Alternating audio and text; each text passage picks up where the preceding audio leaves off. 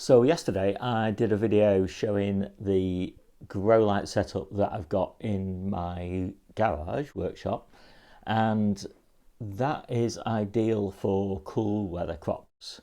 So anything in the sort of beetroots, brassicas, lettuces, spinach, onions, etc., all of those sorts of things. And today I'll show you the grow light area that I've got in the conservatory, which is dual purpose. It acts as the light in the conservatory, and it's a very bright light, as you can see behind me. So it makes me feel like I'm sitting in the conservatory on a nice sunny day rather than a winter day, and that is just really important for seasonal effectiveness disorder. It really makes a difference, and this new generation grow lights are really good for that because they have a light spectrum that is very similar to sunlight, so they just do work really well. I really like them for that purpose.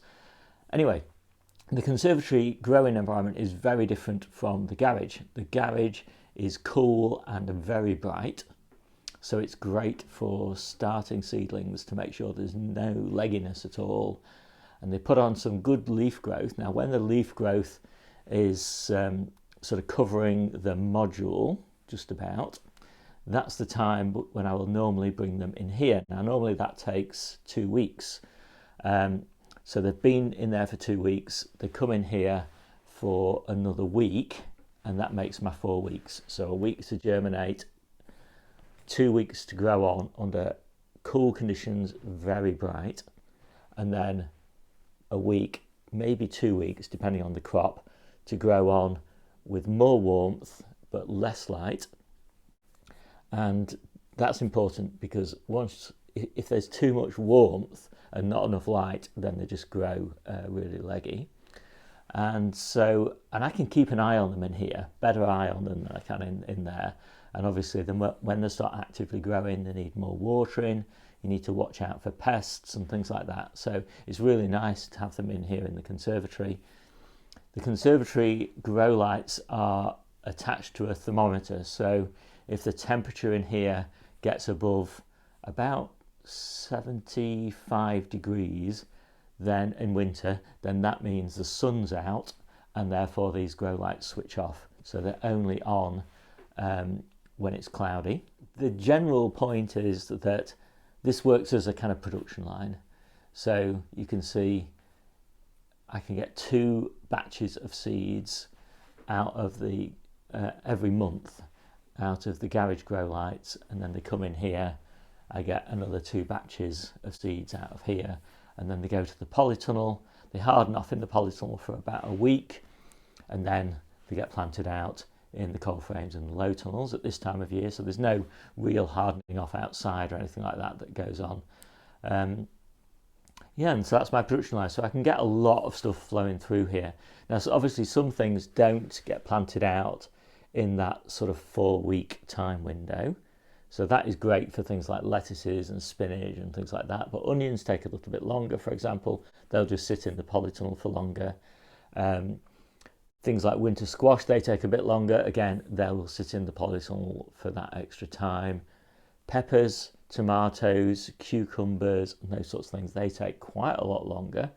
And they will stay in here in the conservatory, and they'll gradually migrate away from the grow lights. So they'll start under the grow lights to keep them nice and stocky, and then they'll move up onto the shelf that I'll show you in the video.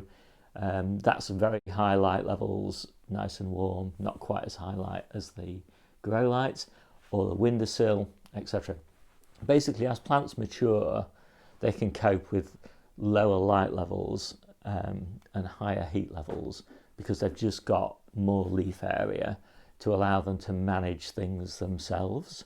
When they're small, they just can't manage those conditions themselves, and so they respond by being too flat or being too leggy depending on the conditions. So too flat means not enough heat, too much light. Too leggy means too much heat, not enough light. So that's kind of the, you're always messing around with those 2 variables really. So the other thing to mention is that in both environments, I've got everything connected to Wi-Fi plugs. I really like these Wi-Fi plugs because I can set them to whatever schedules I want, and I can juggle the schedules around, and obviously I can override them as well. And I'm always overriding via the smart speaker that I've got, the Alexa speaker. And so that means I can do things like, Alexa, turn off the sun, which is just really useful. And it's also useful when I come in at night, if I need the lights on, Alexa, turn on the sun. Alexa, turn on the sun. And it takes a little bit of time because it's connected to a thermometer. The thermometer also switches on. And so after a few seconds, the thermometer's measured the temperature. And if it's less than that threshold that I talked about, which I do vary at different times of year, then the lights will switch on once the thermometer has determined that the sun isn't out. So there we go, the sun isn't out at the moment. So I really like that. And I can also, I've got fans in here to keep everything nicely ventilated. Alexa, turn on the fans. And again, the fans are on now.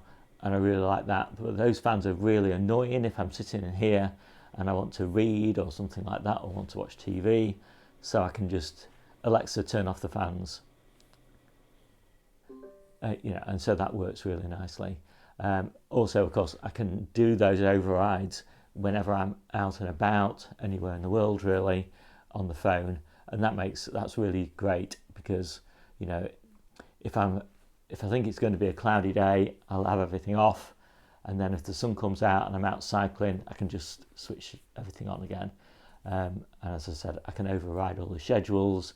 So if I've only got one shelf with things growing under it, then I can switch off the bottom shelf.